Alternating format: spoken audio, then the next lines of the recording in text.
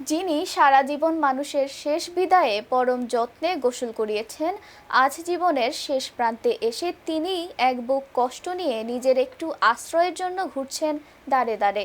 নওগাঁর নিয়ামতপুরে এমনই এক মানবেতর জীবনযাপন করছেন ৭০ বৃদ্ধা তাহমিনা বেগম। স্বামী পরিত্যক্তা, সন্তান হারা এই অসহায় মায়ের আকুতি, শেষ বয়সে একটু মাথা গোজার ঠাঁই আর পেটে দুমুঠো ভাত। নওগাঁর নিয়ামতপুর উপজেলা প্রতিবেদক ইমরান ইসলামের পাঠানো তথ্যচিত্রে ডেস্ক রিপোর্ট। বহু বছর আগে স্বামী দ্বিতীয় বিয়ে করায় ভেঙে যায় নওগাঁর নিয়ামতপুরের শ্রীমন্তপুর ইউনিয়নের বালুকাপাড়া খুলুপুকুরিয়া পাহাড় এলাকার তাহমিনার সংসার। ৩ বছরের ছেলে মহসিন আর 2 মাসের মেয়ে রুবিনাকে নিয়ে আশ্রয় নেন বাবার ভিটায়, কিন্তু বাবার মৃত্যুর পর সেই শেষ আশ্রয়টুকুও হাতছাড়া হয়। বর্তমানে সরকারের খাস জমিতে কয়েক টুকরো টিন জোড়াতালি দিয়ে তৈরি করা একটি জরাজীর্ণ ঝুপড়িতে কাটছে তার দিন।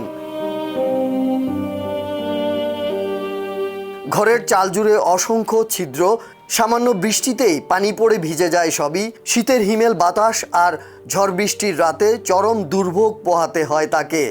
নেই কোনো নিরাপদ স্যানিটেশন ব্যবস্থা কিংবা টিউবওয়েল। তখন আমি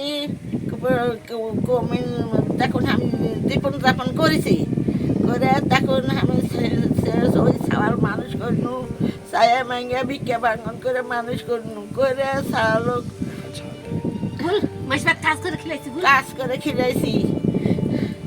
বুঝতে পারছি না, দেখে না আমি কত কষ্ট করে মানুষ করেছি বা। আর মানুষের বাড়ির কাম করেছি, মানুষের দেয় ওইলে লিয়াই না খায়। তখন আমার শরীর শপথ ভালো ছিল, তখন আমি ভিক্ষাও করিনি, আমি কিছুই করিনি। তখন ছাওয়ার পাল নিয়ে মানুষ করে আমি ওই খাই আর দায় আর ওই মরা মানুষ ধোয়াই। স্থানীয়দের মতে সারা জীবন অন্যের সেবা করা এই নারীর আজ বড় প্রয়োজন সমাজের একটু মানবিক সহায়তা। বিত্তবান ব্যক্তি, প্রবাসী ও স্থানীয় প্রশাসন এগিয়ে এলে হয়তো দূর হবে তাহমিনার এই দীর্ঘ কষ্টের দিনগুলো। তো জীবনযাপন, বাড়িঘর ভালো নয়, আবার রান্নার জায়গা নাই, আবার শরীর অচল, ডায়াবেটিস, অসুখ। ছেলে মেয়ে কেউ দেখে না? না, ছেলে মেয়ে কেউ দেখে না। একটা ছেলে একটা মেয়ে দেখে, ওরা তো দেখে না। আমার নাম মিলন, এই তো আমার বুবু হয় তহমিনা, কিন্তু খুব কষ্ট থাকে। মানে ওনার ছেলে টেলে সবই আছে, ছেলে মেয়ে, কিন্তু কেউ দেখে না। ইনি মৃত মানুষের গোসল করায় এবং খুব দারিদ্র মাঝে একটা যদি সরকার থেকে কোনো বাসা বাড়ি এবং কোনো আর্থিক সহযোগিতা একটা যদি বাড়ি করে দেওয়া যেত তাহলে সরকার থেকে খুব ভালো হতো। কেননা এই মানুষের কেউ নাই বলতে, একটা বাড়ি আছে সাধারণত সব কিছু ভেঙে গেছে, থাকা খাওয়ার খুব সমস্যা।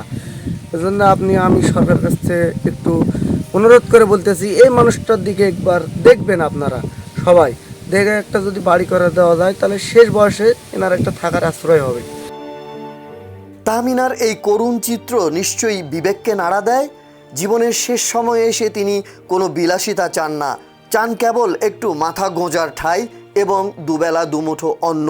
বিত্তবানদের সামান্য একটু সহযোগিতাই পারে একজন অসহায় মায়ের শেষ জীবনের আশ্রয় নিশ্চিত করতে। News desk, channel TT, Dhaka.